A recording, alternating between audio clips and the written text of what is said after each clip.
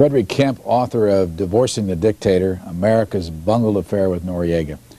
In your epilogue, you have one sentence, and I want you to talk a little bit about America, not Noriega, is its own worst enemy. What do you mean? Well, and another sentence in the epilogue says that foreign policy isn't made, it just happens. And I think that's what I'm saying, is that the U.S. started this relationship without really thinking what the consequences were. We never knew long-term what we wanted from Noriega when we started the relationship in 1960. He was a cadet at the Peruvian Military Academy. Castro had just taken over in Cuba, and what we wanted were small pieces of information about instructors at the military academy, about fellow students who might have leftist or communist tendencies. Noriega, however, knew all along what he wanted out of the relationship. He wanted a career. He wanted the prestige that came with being America's man. And he also wanted the training, counterintelligence training, intelligence training, demolition training, all the various sorts of training that we gave him, without which he never would have been able to rise through the ranks as successfully as he did. So I think that's what I'm trying to say, is to a large extent, the United States created the problem. It later had to correct through an invasion of 25,000 men. Have you ever met General Noriega? I met him at the Rio Hato base in October, actually November of 1988, and I think you remember this is the base where stealth bombers hit in the December invasion. And I went up to him, I introduced myself to him, and it was very interesting because he wasn't much like a dictator. He seemed more shy and withdrawn. The only thing that really showed that he was a leader was he had this penetrating stare, a real intelligence agent stare. But I shook his hand, and it was really a damp and limp handshake, not the sort of handshake you expect from a dictator. And I told him I was doing a book, and he promised to give me several long interviews for the book, which he never delivered on.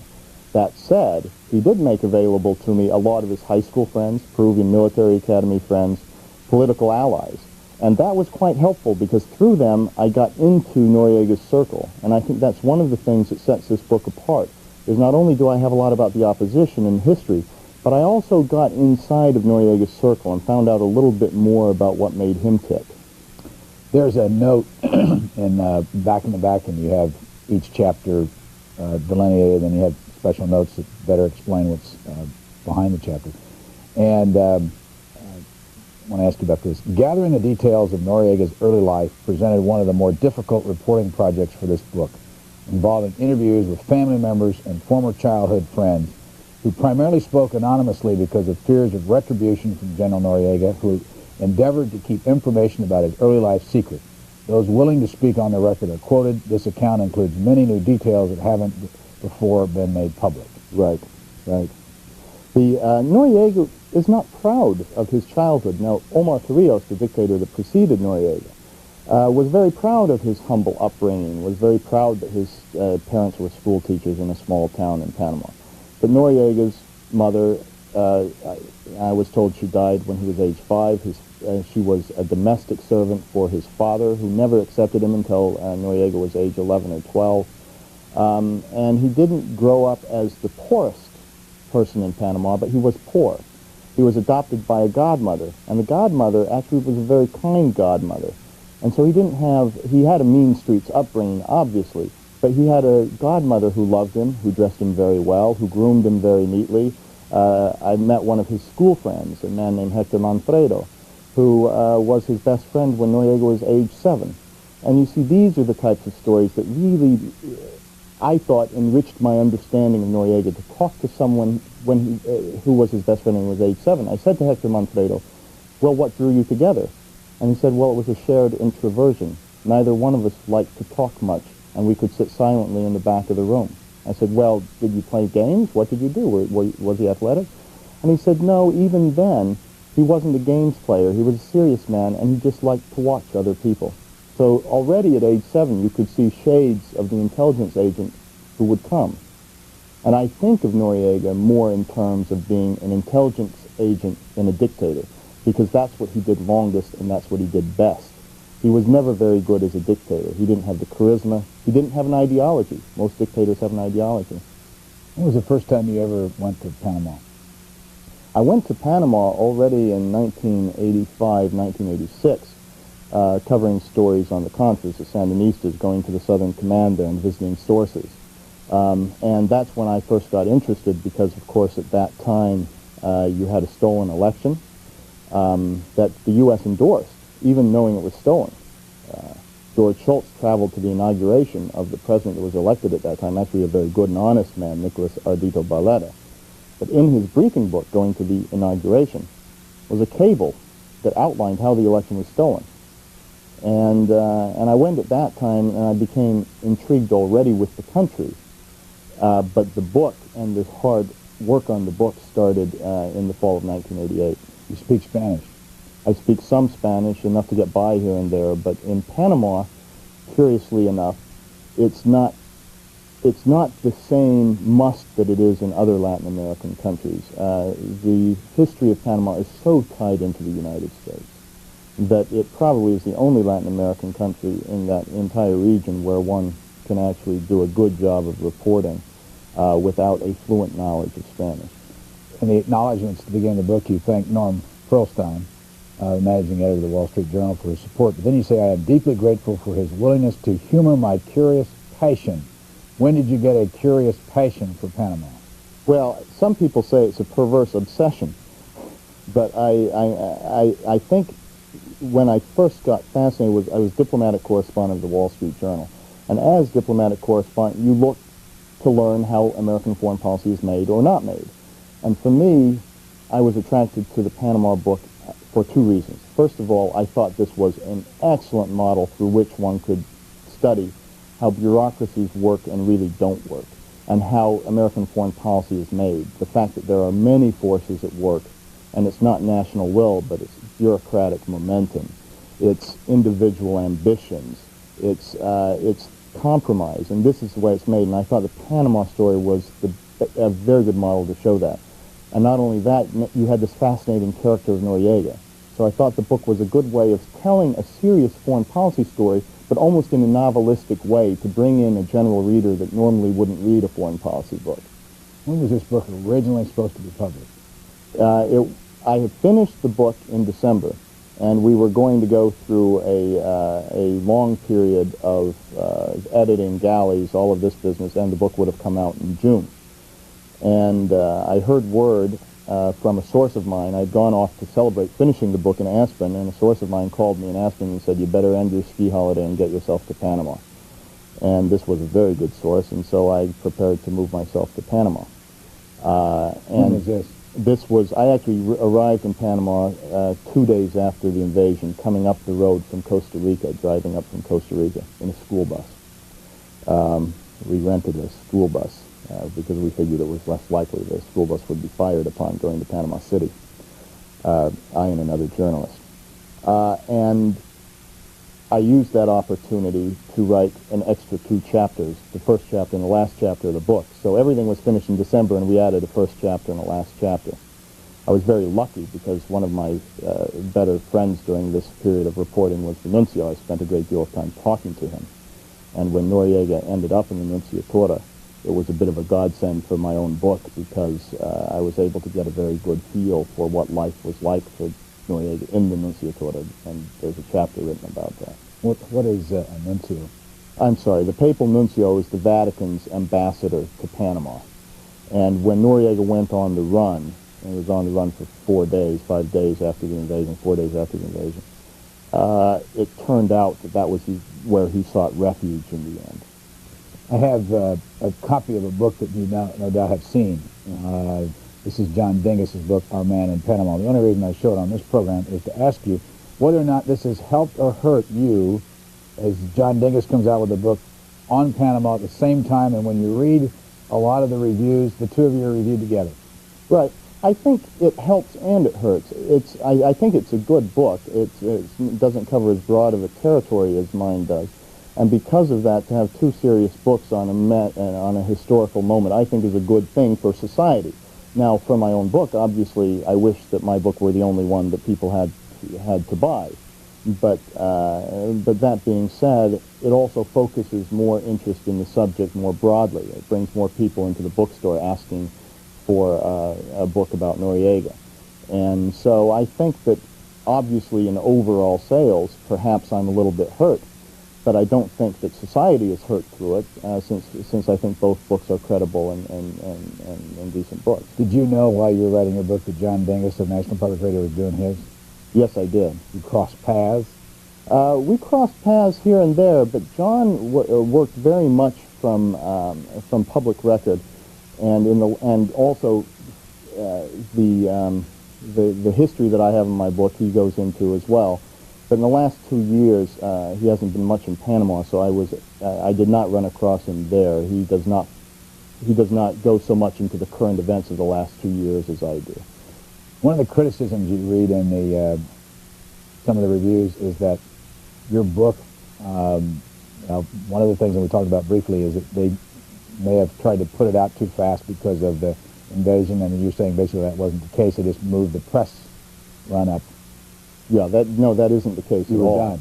Isn't the case at all. In fact, I'm quite happy that the last 2 chapters, which should have been hastily written chapters that really didn't tell you much more than were in the newspapers, I was able to get a hold of some intelligence cables, one of which a debriefing of a man who had traveled with Noriega in his last 4 days that gave new detail of where Noriega went, how he got there, the fact that he was in a white Hyundai South Korean subcompact running from one crony's house to another. One of the crony's houses where he stayed in the locker room of this sort of lavish health club of a millionaire's home. I mean, this was not a dictator. This was not Che Guevara going to the jungles to fight a guerrilla battle. This was a man who was running a large corporation called the Panamanian Defense Forces, which controlled so many different aspects of Panamanian society. And in the end, he really didn't have the stuff to lead a fight for his position. He was more interested in saving his own skin. And so I think that these chapters are some of the strongest chapters in the book because I was able to come up with this intelligence material. What do you say to the critics that say you focus too much on the oddities of General Noriega, his bisexuality and his penchant for prostitutes and his interest in mistresses and all that? There's a lot in the book, and whenever you come out with a great deal of new information, people who don't have that information are going to criticize it or question it. That being said, I think anyone who reads the book closely will see that I've been quite careful about what I've put in the book. I was about to write a chapter called Rumors because I have piles of paper and notes of things that I couldn't put in the book because I couldn't corroborate it. For instance, one of the sources that I spent a great deal of time with, Jose Blandón. He was one of Noriega's closest associates, right-hand man of Blandón, right-hand man of Noriega. Blandón spent no time with any other book author. I spent hours and hours with him. He is a source that one has to treat gingerly. He's a very, very clever man, but he also has a political agenda. So you corroborate everything you get from a man like that. For instance, he said that George Bush instructed Noriega to call Fidel Castro to warn him in advance of the Grenada invasion. That fact isn't in my book because I couldn't corroborate it. He also testified before a grand jury that he participated in a mediation of a dispute between the Medellin drug cartel and Noriega. Noriega had raided a drug laboratory that the Medellin cartel had set up in Panama in 1984 against an agreement, an alleged agreement that Noriega had struck with the Medellin cartel. They paid a great deal of money for protection of that laboratory. Blandón said that he mediated this dispute. That's a key point in the indictments. I have that story in some length and some detail in the book, and the reason for it is I was able to corroborate it. And for a book like that, I think the hardest job was not coming up with the information. It was coming up with the corroboration. And hours were spent that the reader won't even notice trying to make sure that I didn't overstep the bounds. When I write that the man is bisexual, believe me, I have talked to people who were intimately involved with Noriega in one way or another, and I was able to confirm that to my satisfaction. How did his personal habits affect the way he lived? I think Noriega was a man who liked control. I think that's what motivated him. He wasn't motivated by ideology, and he was motivated by power to a certain extent, but I think control was the key. And one sees that in everything he did. His sexual relationships, I think there was a matter of control. the way he ran the Panamanian Defense Forces as a centrally run organization, much more centrally controlled than it was under dictator Omar Torrijos. And then the Panamanian Defense Forces took over control through Law Number 20 of the Constitution. Immigration, customs, and they controlled a number of other things, ranging from horse racing and the lottery to airports, ports. He really turned the PDF, the military, into a diversified corporation over which he was the chairman of the board. How did you do, how many times did you go to Panama? I went to Panama on 4 or 5 separate occasions, probably spent a total of 6 or 7 months in Panama. Just one line I wanted to ask you about. In Panama, Queenie Altamirano took me on voyages that placed her in more danger than she wanted. You're acknowledging people. What did you mean by that? Who is she? Well, Queenie Altamirano was a researcher who worked for me and an interpreter who worked for me as well in Panama. And she was very, very plugged into some very interesting circles in Panama. And we, the trip that I'm referring to, I couldn't say it at that time, but I think I can now. We went into the Chiriquí province, and we met with guerrillas who had been tortured or who had been locked up by Noriega in the past. And we had to meet secretly with them in the mountains at set locations. Sometimes they would show up, sometimes they wouldn't show up. One of them was actually trembling as he talked to me, and he spent more time pleading with me not to use his name. And then at the end of the meeting, he even pleaded with me not to use the information. And to see that these guerrillas, who were actually locked up by Noriega 20 years ago, more than 20 years ago, were still this nervous of the man, taught me a lot about the man. And I think that without the help of Queenie, I would not have got to a lot of these individuals. Eva Loser, who saved me from embarrassment. Because I am not a lifelong Panama expert, I relied on certain experts to read my manuscript and make sure I was not doing anything that was historically inaccurate or factually inaccurate. Eva Lozer certainly isn't responsible for what's in the book, but she's an expert on Panama at CSIS, the Center for Strategic and International Studies in Washington. And she spent many long evenings reading every page of my manuscript at the end, making sure that, or to the best of her ability, making sure that I didn't make any historical or factual mistakes that jumped out at her. 2 reporters provided invaluable assistance, James Dorsey, M. Scott Malone. Who are they? Whenever you write a book, I actually should have listed probably 20 or 30 reporters there, but these 2 spent the most time with me working on it. Scott Malone is, I think, one of the better investigative reporters in this city, and he's done some excellent work for Frontline PBS. James Dorsey, who's worked in the past for the Christian Science Monitor and for UPI, now working for the Washington Times, knows the region very well and is very, very well plugged into military, other circles down there. And at times, in a crisis situation, it pays off for a journalist to work with other reporters because you share information, you share insights, and also there's safety in numbers. And it's much better to go out into a dangerous situation with 2 people. James Dorsey and I, for instance, rented that school bus together, and we came across the Costa Rican border and drove up from the Costa Rican border to Panama just 3 days after the invasion. Do you have any problem as you're going about your job writing a book like this that your friends and other reporters know what you know, and do they have to not publish it in their own publication? How do you deal with information that you come on together? Well, I was quite liberal with printing information I would find out along the way in the Wall Street Journal. Obviously, there's so much information in the book that you don't get it all into a newspaper. But by and large, I didn't find that was a problem. Even if you had a news break in a newspaper, you can't flesh it out in the detail. You can't tell the story in the way that you can in a book. So very often when I would do reporting together with one or the other reporter, I didn't find it was a conflict of interest at all. There's some other names that our viewers will recognize because they've been right where you are doing call-in shows. David Ignatius's deft touch and instincts helped me shape the theme in writing. Why David Ignatius? Well, David Ignatius is an old friend of mine. He was the Middle East correspondent for the Wall Street Journal in London when I was the East European correspondent, and his backup in the Middle East in London. And it always helps to have a very, very, very trained eye. As you know, David had been the editor of the Outlook section in Washington Post. A trained eye, look over your manuscript. Every writer needs a good editor, and David is one of the best. The other one I list there, Alan Murray, was equally helpful and also has an incredibly keen eye for what's missing or what ought to be in.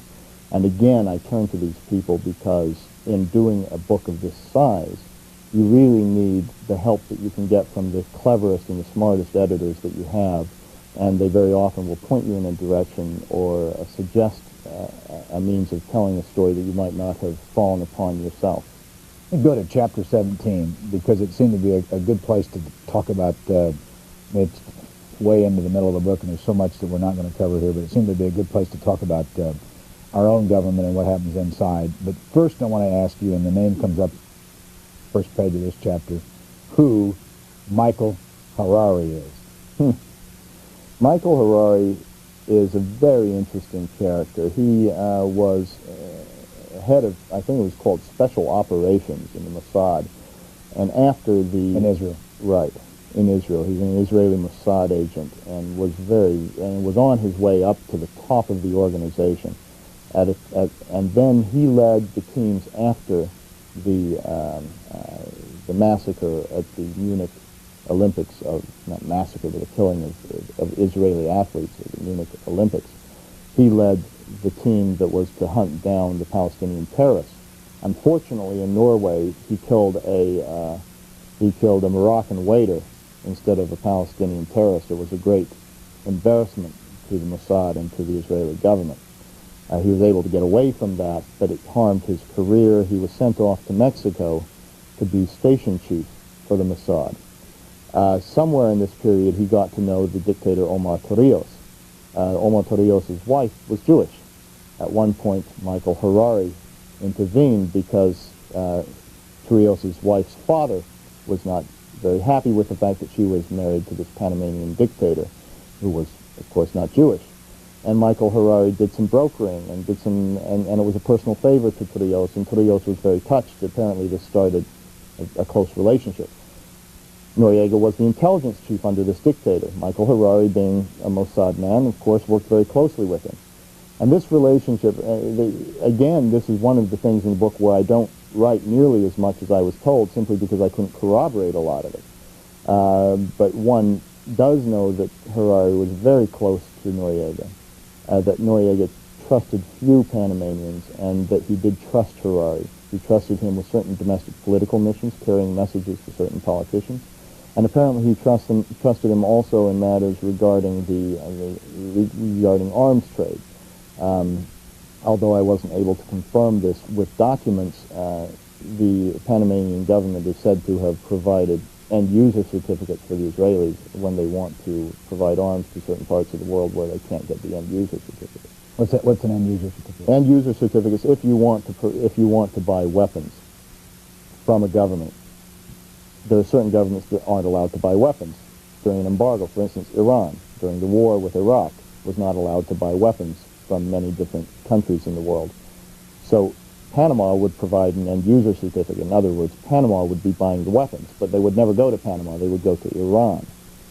Didn't I read that they went from the Soviet Union to Iran through Panama? Yeah, well, the weapons themselves, of course, would never have gone to Panama, but the end-user certificate would read Panama. They may go through another means. But you had an Israeli working for a Panamanian, brokering arms from the Soviets to go to Iran through Panama. Exactly. And it didn't stop there. The embassy, Panama's embassy in Vienna, was a passport factory for intelligence agencies that wanted to operate in Eastern Europe. The Israelis, of course, the Israeli passport was a problem. You didn't get into parts of Eastern Europe with that sort of passport, or the Soviet Union. But a Panamanian passport was accepted everywhere. And so the Jewish Panamanian ambassador in Vienna was a very useful conduit for passports for Israeli agents, according to intelligence sources that I had for the book. We're talking about this book called Divorcing the Dictator, and our guest is Fred Kemp. Are you still on leave from the Wall Street Journal? I've come back to the Wall Street Journal. As a matter of fact, after this book is out and I've made my rounds, I'll be taking over as the Wall Street Journal's first Berlin bureau chief, covering East-West relations. And when will you go to Berlin? June 1st will be the official opening date of the bureau, but I'll travel off there next month already. Michael Harari, where is he now? Mike Harari's back in Israel, and the Wall Street Journal ran a story, very interesting story, that outlined how he got there. And it certainly suggests that someone helped him out of the country and that there was a conscious decision made not to arrest him. Someone meaning? One can only guess that it was either Israeli agents on the ground who helped him get out or American agents on the ground who helped him get out. But he certainly did get help in getting out.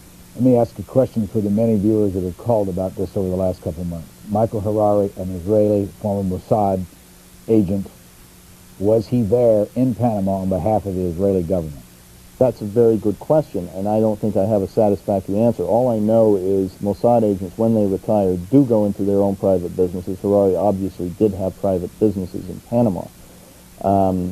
In fact, he was known as Mr. 60% for the large commissions he would take from Israeli businessmen who would try to set up operations in Panama. And these were legitimate businesses. That being said, I'm told by intelligence experts that these Mossad agents are on call. When the Israeli government needs their services, they will be called upon. And obviously, Mike Harari has built up a number of contacts and important intelligence contacts over years, and those don't evaporate just because you've decided officially to retire. Chapter 17 again, U.S. Policy Follies. Who was Colonel Harara Hassan?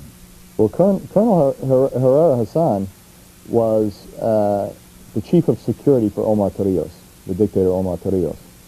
He is of the opinion that Noriega was involved in one way or another with the suspicious plane crash in 1981 that took the life of Torrijos. 2 years later, after some maneuvering, Noriega was able to take over power. He was, because of his closeness to this dictator, Noriega pushed him off into various embassies. At the time that the U.S. turned against Noriega, Harara Hassan was the ambassador to Israel. Interestingly enough, though, it was really Mike Harari, the Mossad agent we were talking about, who was running the embassy. Harara Hassan was there, and Mike Harari was watching him. And so you see there are all sorts of intrigues all over in this. Paid by whom? He was the honorary consul to Panama, so the Panamanian government was paying Mike Harari as the honorary consul. Living in Jerusalem? Living in Jerusalem, but also living in Panama, going back and forth. Harara Hassan expressed to me frustration that really it was very difficult for him to act as ambassador because Harari was really in charge of the operations there. When the State Department wanted to get something moving against Noriega, they needed an exile military leader. What year was this? This was in 1988. The indictments came in February 1988, and then late in February, President Eric Arturo del Valle, president of Panama, tried to fire Noriega, tried to push him into resignation. Instead, Noriega got rid of him, and he went into the underground. So this is where the crisis really starts speeding up in February of 1988. March of 1988, a State Department official, Bill Walker, flies secretly to Israel to meet with Harara Hassan and says, "We want you to help us. We want you to fly to Washington on a secret mission and help us get rid of Noriega." Harara Hassan said he would do so, thinking that if this man is coming all the way out to Israel to recruit me to this mission, then the entire U.S. administration must be behind it. But he was wrong. Even as the State Department was coming out to seek this help from Colonel Harara Hassan, the Pentagon was fighting what the State Department was trying to plan, which was some sort of exile military activity that would lead to Noriega's overthrow, probably through a coup. So Harara Hassan, by the time he lands in Washington, the plan that he was supposed to be the central figure in has been defeated in interagency battles.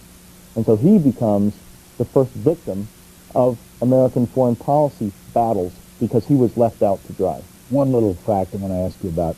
Our current UN ambassador, Thomas Pickering, was the ambassador from the United States to Israel who approached He made the colonel? He made the initial contact to see if the colonel would be willing to meet with the visiting State Department official.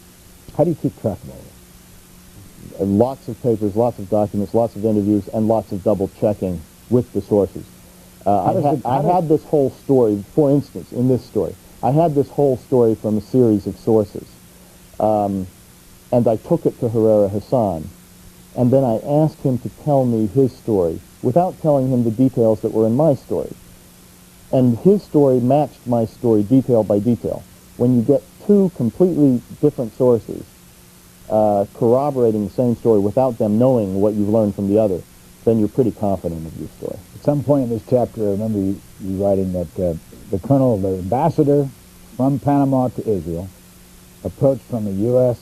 State Department man, Walker, Right. flies to Israel, asks him to come to Washington. Right. The ambassador from Panama to Israel flies to Washington, and by the time he gets here, there's a line in here that says, "We don't want him anymore." Who was that said they didn't want him anymore? Well, it wasn't so much they didn't want him anymore. The thing is, this man was being used by the State Department as part of their game to push through something in the bureaucracy. So the State Department was at war with the Pentagon. We weren't only at war with Noriega. The State Department was at war with the Pentagon. Okay, the State Department was filled with doves. The State Department were really the hawks in this episode. They wanted to militarily take action. They were the ones that suggested some sort of commando raid that would bring Noriega's kidnap and bring him to justice in the United States. Okay, The Pentagon were the doves. Okay, I was going to read that line. These events began a bureaucratic war between a pacifist Pentagon and a militaristic State Department. Exactly. But I want to ask you the name so that we know we can. This was 1988, the last year of the Reagan administration. Mm-hmm. Who are the militarists over in the State Department, and who are the pacifists in the Pentagon? The militarist of the State Department would have been Elliott Abrams, but people misunderstand. They think that Elliott Abrams shaped this entire policy. Elliott Abrams wouldn't have been able to do this unless Secretary of State George Shultz said, "Yes, please, I approve of what you're doing." Abrams believed that Reagan had said, "We have to get rid of Noriega," and he was frustrated that this goal had been set, but the Pentagon was blocking all resources or policies that would actually lead to the fulfillment of the goal. Admiral Crowe, the chairman of the Joint Chiefs of Staff, led the charge on the other side. Now, you also see the difference in weight. The chairman of the Joint Chiefs of Staff against an Assistant Secretary of State, who is not as powerful as the chairman of the Joint Chiefs of Staff. And part of the problem for Elliott Abrams in the State Department was George Shultz was traveling a lot during this time. And so at the interagency meetings, he didn't have the strong voice of the Secretary of State behind him. Admiral Crowe thought that this was a fool's mission. In fact, at one meeting, he said to the president, "Do you really want to risk the lives of American soldiers from Peoria, Illinois, to unseat a dictator when the Panamanian people themselves aren't willing to risk their lives to get rid of him?" And that's a very strong argument. How did you know that Admiral Crowe in a private meeting said, "You don't want to risk people from Peoria, Illinois, to get this dictator out of there"? I was able to get notes from some of the meetings.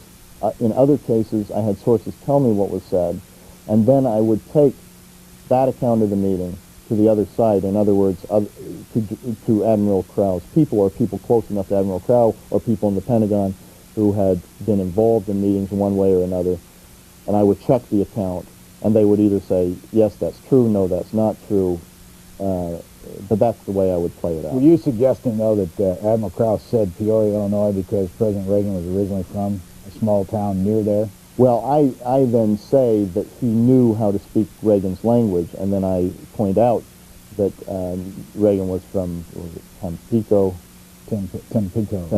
Illinois. The Dixon, Illinois, and yeah.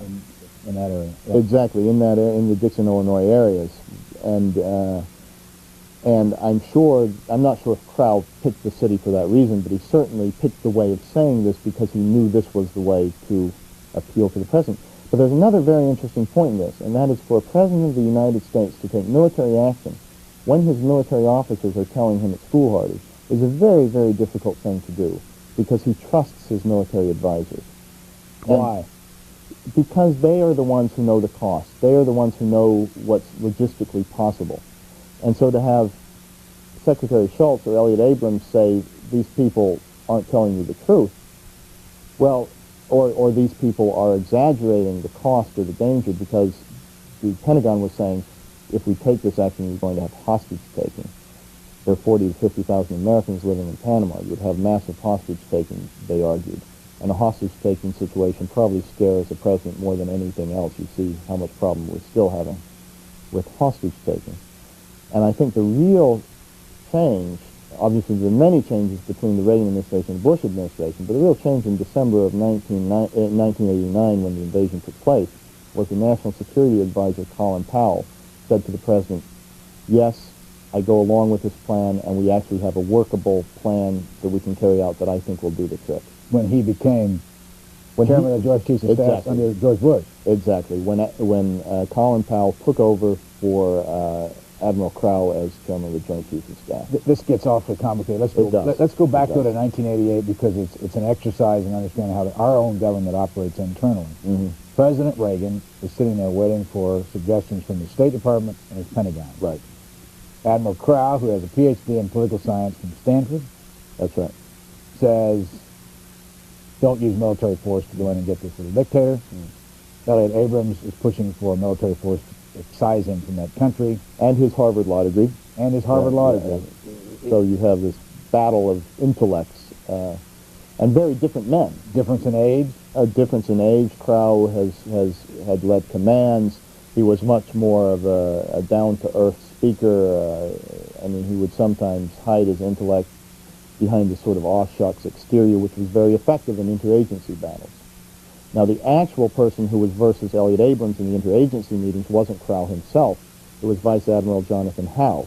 Again, a very, very effective infighter, because he had been in the political military bureau of the State Department. And he had also worked in the White House in the past. You describe him as humorless, brilliant, calculating, and arrogant. Exactly. You ever meet him? I have met him. Is that accurate from what you saw when you met him? Yes, he's a very impressive character, and he knew how to go around the bureaucracy. He knew how the State Department worked, he knew how the White House worked, and he knew how the Pentagon worked. And in these interagency battles, those are very valuable skills. In retrospect, was Elliott Abrams right? Would they have saved 25 men and $1 billion or whatever it cost for the invasion if they'd have gone in? You know, I didn't want to make a point of who was right or wrong. I wanted to tell the story and leave it to the reader to decide. But I will make one judgment, and that is that Ronald Reagan didn't intervene to settle this battle. He didn't come down and say, okay, you both have these opposing views, let's now have a real policy which is measured and well thought out. What grew out of this bureaucratic paralysis was a policy of not of most effect, but of least resistance. And that policy of least resistance was economic sanctions. And economic sanctions were imposed in April of 1988 by Ronald Reagan, not because anyone thought this was the most effective policy. In fact, the Pentagon didn't think it was a good policy. State Department didn't think it was a good policy. Commerce and Treasury certainly didn't think it was a good policy. But the sanctions were decided upon because they were the only, that was the only policy everyone could agree upon. You read the line just about Admiral Crowe before we leave that particular part of this. He was now authorized to express his own opinions and so unilaterally solve conflicts among the chiefs of each of the services. This is a result of a 1986 law that was passed that Barry Goldwater, among others, was behind to change the power structure at the Pentagon. Crowe had become the most powerful peacetime military officer in American history. Right. Is there anything else you can say about the upshot of that law, and is that law, do you think, a good thing? Well, I think the law was designed to give the chairman of the Joint Chiefs more power to express his opinion and more power to speak his own mind in the interagency battles that took place, therefore bringing him up closer to the power of other cabinet members in these sorts of decisions. But I think the real difference, certainly he was in a position where he could speak for himself and speak his own mind and put this to an interagency meeting. But also Admiral Crowe himself was a very effective man in that position, and he was handpicked by Ronald Reagan to take that job during the Reagan administration. So very often, as we know, James Baker's power in this administration comes from his close relationship to George Bush, not because he's Secretary of State. He's more powerful as Secretary of State because of his close relationship. And I think that Ronald Reagan trusted Admiral Crowe enough not to distrust him when he said that military action would be too dangerous, and therefore I don't think we should undertake it. What other lessons did you learn from watching or going back and getting both sides of this story, and were both sides anxious to tell you what happened? Became more anxious once they discovered how much information breeds information. And once you have information from a meeting, it's easier to go to a participant of that meeting who wouldn't talk to you before, and then he'll say, no, you've got this wrong, you've got that right, okay, let's talk about it in more detail. And so one of the things one learns from writing a book like this is that you revisit sources, and you go back to them time and again, your better sources. And I think that what I learned from this whole episode is that what drives American foreign policy is a very complex mixture of things. It isn't a neat process that you can draw on a chalkboard, but rather it's a combination of bureaucratic momentum and bureaucratic imperatives, what the Pentagon wants, what the State Department wants, what the Treasury wants. Individual ambitions, what Elliott Abrams wants, what Admiral Crowe wants, and also of what's on the table that day. In May of 1989, you may remember, there was an election in Panama that was annulled. Thereafter, the vice presidential candidate in that election, Billy Ford, appeared on Time magazine with a blood-drenched shirt. Suddenly, Panama was on everybody's mind. But a week later, there was a massacre in Tiananmen Square. And not only does it disappear from the television screens, it also disappears from the president's agenda. Not disappears entirely, but it takes a lower priority. And in Washington, where you only have so many hours in a day, that affects how you pursue policy. Davis was a political ambassador whose first try at diplomacy came in Paraguay after President Reagan's 1980 election.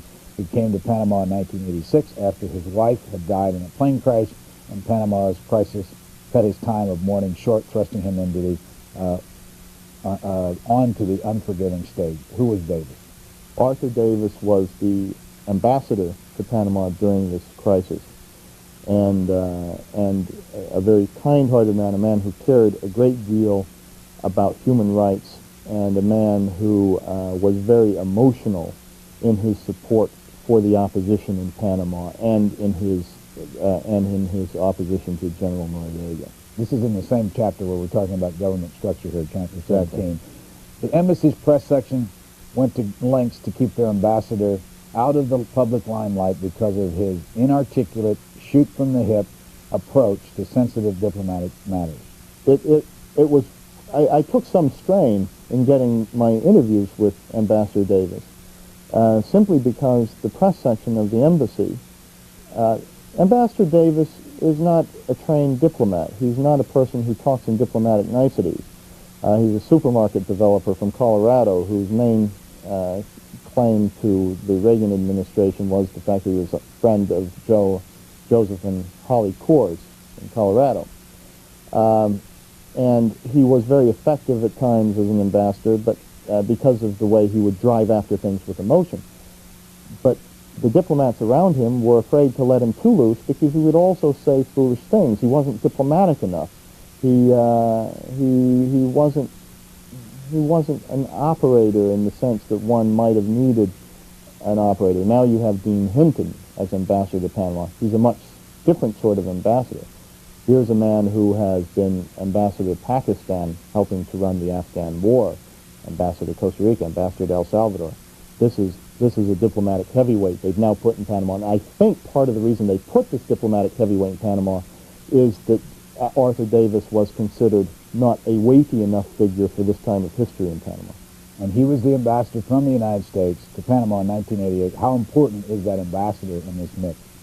I think the ambassador in the mix is very important, partly because of the Southern Command. You have an odd situation where the general of the Southern Command, Fred Werner, and the ambassador, Arthur Davis, are two powerful individuals in the same country. Fred Werner had Admiral Crowe's ear. When he said something wouldn't work in Panama, he was the head of of 13,000 troops. He was a four-star general. He was listened to. Arthur Davis was not all that close to either George Shultz or Ronald Reagan. He did not have the sort of ready access or the punch in Washington that a General Warner would have with Admiral Crower with the Pentagon. And so that again weakened the State Department because Ambassador Davis couldn't throw the weight around in Washington that a four-star general running the Southern Command, which was based in Panama. He couldn't throw that kind of weight. One last thing on Ambassador Davis. This is continuation of where you say the embassy's press section went to great lengths to keep the ambassador out of the limelight. They were even more upset that he couldn't control his daughter and new First Lady, Susan, whose wife had died in the plane crash, who had become one of the opposition's most boisterous backers. She'd go to the front lawn of the embassy residence to bang on pots and pans, and embassy personnel complained that she often released classified information to reporters in an effort to promote the anti-Noriega cause. True? It is true. It wouldn't be there if it weren't. And how do you know? I mean, well, there's a lot. Susan Davis was a woman who was very, very emotionally involved in the opposition's cause, very close to the opposition. Who's the opposition at this point? Oh, the opposition at this point is the Civic Crusade, band of businessmen who were against Noriega and who really started the first strong demonstrations in June of 1987 against Noriega. Also, the Del Valle family, President Del Valle, when he went to underground, the Del Valle family lived with the Davises in their residence. Gabriel Lewis, the leader of the political opposition, the Panamanian political opposition here, he used to be the Panamanian ambassador to Washington during the Panama Canal Truce, one of the strongest forces in the opposition. His whole family lived with the Davises in Panama when they had to hide from Noriega. And whenever Susan Davis or Ambassador Davis would come to Washington, they would, Susan Davis particularly, would stay at the Gabriel Lewis home here. So the closeness between the opposition and the embassy was the sort of which one sees very, very rarely because it's not considered diplomatic. When you're a diplomat, you're supposed to keep your ties open to all sides, and therefore you know much more what was going on. And I do think this was one of the great weaknesses of the embassy. I think the embassy didn't know enough what was going on in the ruling party, in the ruling circles, or in Noriega's circle. I think the embassy shut itself out of that partly because it had to, because of sanctions and because of diplomatic cutoff, but also partly because it didn't try hard enough through other means to maintain these ties. Where is Susan Davis today? I'm not sure. Where's the ambassador today? The ambassador is, I think, living in Washington, giving speeches here and there. He's still, he was working over the State Department as the ambassador sitting in the State Department up until the time that Dean Hinton replaced him about a month or two ago. As you're going through the process of gathering information for this book and you're writing chapters like this, what's coming across your mind about the way we do business? Well, I guess what I really want to do is have a book that tells people how foreign policy really is made. The academics consider these sorts of factors as not sufficiently serious to, or many academics don't consider them sufficiently serious. And part of what I try to do with this is give the academics the sort of journalistic information that will make their studies of foreign policy better. And also, I think the Kissingers and the Brzezinskis of the world, when they write their memoirs, they are of a stature of individual where they can't really get into the gossipy sort of things that I get into. But these gossipy things shape policy. The fact that Ambassador Davis, as an ambassador, doesn't have the weight that General Warner as head of the Southern Command, this shapes how policy turns out. And so I guess this was my aim in the book, is to make it lively enough to bring the reader in, but also through this show them that American foreign policy making is a messy and anecdotal and really quite a fascinating affair. Another sentence here I want to read, because our viewers know this man from seeing him on the call-in shows here, and he's also written books. Some of the most detailed and troubling stories to the State Department were written by Washington Post Pentagon correspondent George Wilson. Right. Long, here's what I want to ask you about, long a favorite reporter of the uniformed military. They like him. They think he's straight. They think he's honest. They think he tells a good story. Military sources are an interesting bunch, and I really like them. And it's because they're straight. What gains they feel passionately to decide on a career as an officer in the U.S. military takes a certain level of patriotism and takes a certain level of devotion. They're not going to get rich doing it. And they're not going to live a nice, quiet life because they're going to be moving around and they're going to be told where to move and when. So it takes a level of devotion that most of us don't have to our careers or jobs. And because of that, I respect them a lot. But I think part of the reason they like someone like George is because he is a straightforward, honest, and very good reporter. You ever feel you're being used when you're writing stories? Oh, I mean, the trick to being a good journalist is to figure out when you're being used, how you can avoid it, but to use these motivations of your sources to get as much information as you can.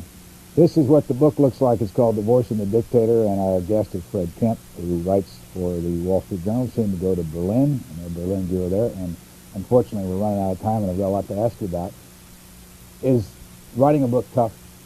It's the hardest and the most enjoyable thing I've ever done. Hardest because you just have to dig so much harder than you do in daily reporting.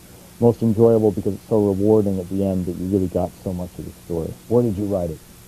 I wrote part of it in Panama, and then I wrote the bulk of it sitting in my home in Capitol Hill. Is there a certain time of day that you write better than others? Yes.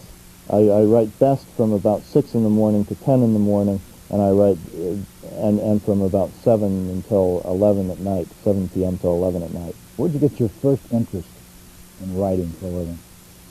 Oh, I think that I already had it in junior high school and high school.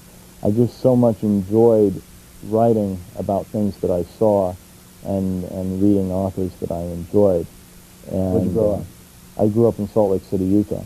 As a matter of fact, I mentioned that to Noriega when I first met him. He mentioned it. He asked me, he said, "Where are you originally from?" And I said, "Utah."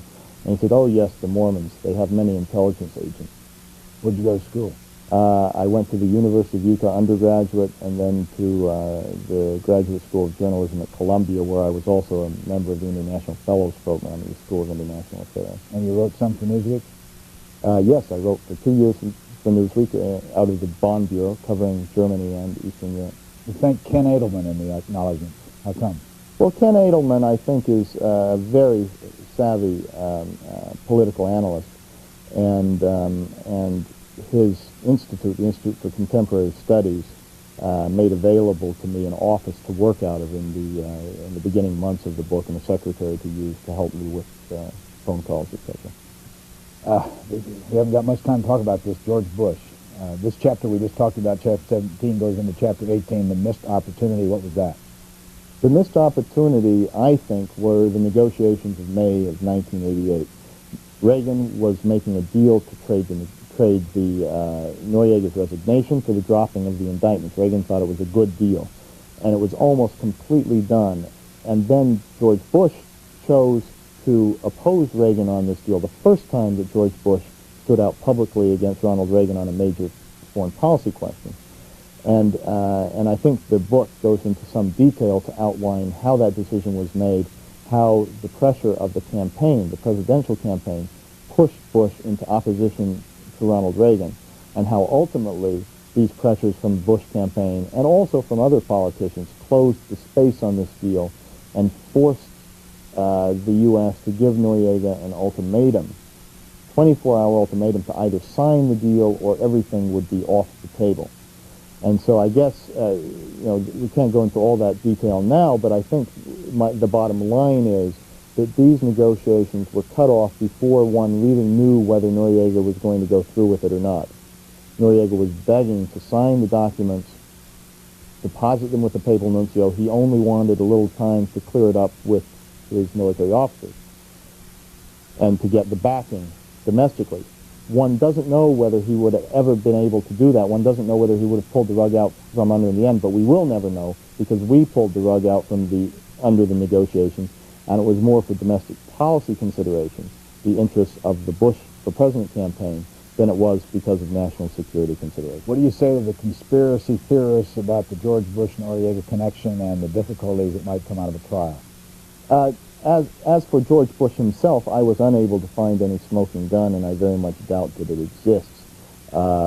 George Bush went after Noriega in too methodical and forceful a manner to think that Noriega has a lot on George Bush. That being said, I think that Noriega worked long enough with the CIA and other intelligence agencies of the U.S. government to have a great deal of information that could be embarrassing to the U.S. I don't know whether that information needs to come out for the trial because it may not pertain to the charges against him. Is it true that we paid General Noriega, when he was working as an intelligence contact for us, $200,000 a year? What I was able to ascertain was that in the 1970s he was paid up to $110,000 a year, but it was not paid to him personally. It was paid to the G2, his intelligence service, to quote-unquote defray the cost of a liaison relationship. But Noriega obviously had control of the money. In the 1980s, then, he was paid starting at $185,000 a year, and I understand that it went up. And this isn't payment just from one intelligence organization, but from us. What chances do you give Panama for surviving under a new government as a democracy?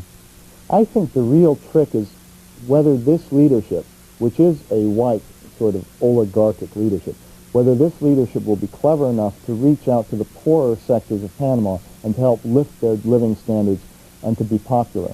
One of the big mistakes I think this leadership has made thus far is trying to completely do away with all memory of the dictator Omar Torrijos. They may have disagreed with him, but he was very popular with the people. And I think that shows not the best political judgment. About out of time. Have you enjoyed the book tour part of this thing, and do you find that the Americans are interested in this subject? I find Americans are fascinated with this subject. The nuncio said to me, the real lesson, the papal nuncio, when I interviewed him at the end, I said, what's the moral of this story? And he said, the moral is that your institutions aren't as good as your people.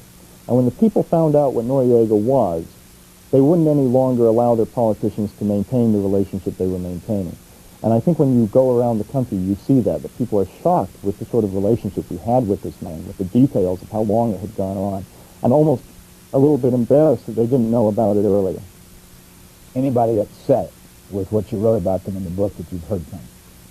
So far, so good. I think there are people who aren't happy, and they've told me that, but there hasn't been anybody who's called me and said that they think that I've been unfair.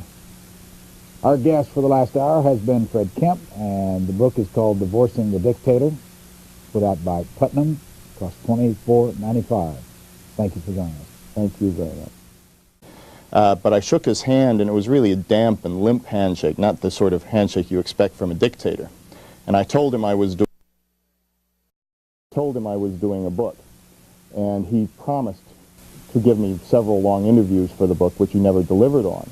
That said, he did make available to me a lot of his high school friends, Peruvian military academy friends, political allies. And that was quite helpful because through them I got into Noriega's circle. And I think that's one of the things that sets this book apart, is not only do I have a lot about the opposition and history, but I also got inside of Noriega's circle and found out a little bit more about what made him tick. There's a note in back in the back, and you have each chapter delineated, and you have special notes that better explain what's behind the chapter. And I want to ask you about this. Gathering the details of Noriega's early life presented one of the more difficult reporting projects for this book, involving interviews with family members and former childhood friends who primarily spoke anonymously because of fears of retribution from General Noriega, who endeavored to keep information about his early life secret. Those willing to speak on the record are quoted. This account includes many new details that haven't before been made public. Right, right. The Noriega is not proud of his childhood. Now, Omar Torrijos, the dictator that preceded Noriega, was very proud of his humble upbringing, was very proud that his parents were school teachers in a small town in Panama. But Noriega's mother, I was told she died when he was age 5. She was a domestic servant for his father, who never accepted him until Noriega was age 11 or 12. And he didn't grow up as the poorest person in Panama, but he was poor. He was adopted. When it's supposed to be published. I have finished the book in December, and we were going to go through a long period of editing, galleys, all of this business, and the book would have come out in June. And I heard word from a source of mine. I'd gone off to celebrate finishing the book in Aspen, and a source of mine called me in Aspen and said, "You better end your ski holiday and get yourself to Panama." And this was a very good source, and so I prepared to move myself to Panama. When was this? This was, I actually arrived in Panama 2 days after the invasion, coming up the road from Costa Rica, driving up from Costa Rica in a school bus.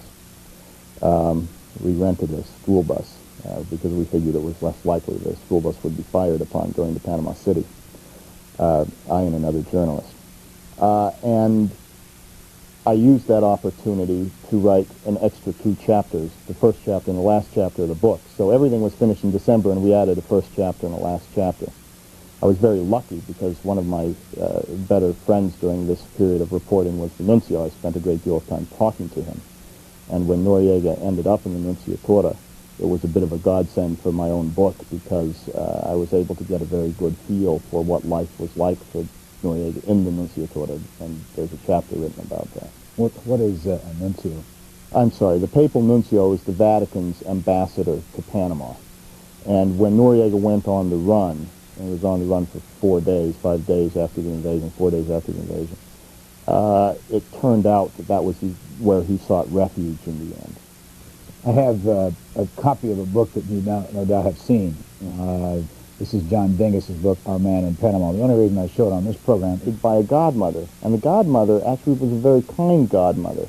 And so he had a mean streets upbringing, obviously, but he had a godmother who loved him, who dressed him very well, who groomed him very neatly. I met one of his school friends, a man named Hector Manfredo, who was his best friend when Noriega was age 7. And you see, these are the types of stories that really, I thought, enriched my understanding of Noriega, to talk to someone who was his best friend when he was age 7. I said to Hector Manfredo, "Well, what drew you together?" And he said, "Well, it was a shared introversion. Neither one of us liked to talk much, and we could sit silently in the back of the room." I said, "Well, did you play games? What did you do? Was he athletic?" And he said, "No, even then, he wasn't a games player. He was a serious man, and he just liked to watch other people."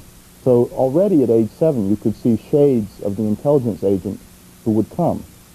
And I think of Noriega more in terms of being an intelligence agent than a dictator, because that's what he did longest and that's what he did best. He was never very good as a dictator. He didn't have the charisma. He didn't have an ideology. Most dictators have an ideology. When was the first time you ever went to Panama? I went to Panama already in 1985, 1986. Covering stories on the Contras, the Sandinistas, going to the Southern Command there and visiting sources. And that's when I first got interested because, of course, at that time you had a stolen election that the U.S. endorsed, even knowing it was stolen. George Shultz traveled to the inauguration of the president that was elected at that time, actually a very good and honest man, Nicolas Ardito Barletta. But in his briefing book going to the inauguration was a cable that outlined how the election was stolen. And I went at that time, and I became intrigued already with the country. But the book and this hard work on the book started in the fall of 1988. You speak Spanish? I speak some Spanish, enough to get by here and there. But in Panama, curiously enough, it's not the same must that it is in other Latin American countries. The history of Panama is so tied into the United States that it probably is the only Latin American country in that entire region where one can actually do a good job of reporting without a fluent knowledge of Spanish. In the acknowledgments at the beginning of the book, you thank Norm Pearlstein, managing editor of the Wall Street Journal, for his support. But then you say, "I am deeply grateful for his willingness to humor my curious passion." When did you get a curious passion for Panama? Well, some people say it's a perverse obsession, but I think when I first got fascinated, I was diplomatic correspondent of the Wall Street Journal. And as diplomatic correspondent, you look to learn how American foreign policy is made or not made. And for me, I was attracted to the Panama book for 2 reasons. First of all, I thought this was an excellent model through which one could study how bureaucracies work and really don't work, and how American foreign policy is made. The fact that there are many forces at work and it's not national will, but it's bureaucratic momentum. It's individual ambitions. It's compromise, and this is the way it's made. And I thought the Panama story was a very good model to show that. And not only that, you had this fascinating character of Noriega. So I thought the book was a good way of telling a serious foreign policy story, but almost in a novelistic way to bring in a general reader that normally wouldn't read a foreign policy book. When was this book originally? Frederick Kemp, author of Divorcing the Dictator, America's Bungled Affair with Noriega. In your epilogue, you have one sentence, and I want you to talk a little bit about America, not Noriega, is its own worst enemy. What do you mean? Well, and another sentence in the epilogue says that foreign policy isn't made, it just happens. And I think that's what I'm saying, is that the U.S. started this relationship without really thinking what the consequences were. We never knew long-term what we wanted from Noriega when we started the relationship in 1960. He was a cadet at the Peruvian Military Academy. Castro had just taken over in Cuba, and what we wanted were small pieces of information about instructors at the military academy, about fellow students who might have leftist or communist tendencies.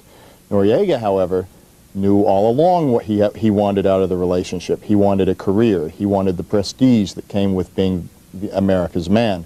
And he also wanted the training, counterintelligence training, intelligence training, demolition training, all the various sorts of training that we gave him, without which he never would have been able to rise through the ranks as successfully as he did. So I think that's what I'm trying to say, is to a large extent, the United States created the problem it later had to correct through an invasion of 25,000 men. Have you ever met General Noriega? I met him at the Rio Hato base in November of 1988, and I think you remember this is the base where stealth bombers hit in the December invasion. And I went up to him, I introduced myself to him, and it was very interesting because he wasn't much like a dictator. He seemed more shy and withdrawn. The only thing that really showed that he was a leader was he had this penetrating stare, a real intelligence agent stare.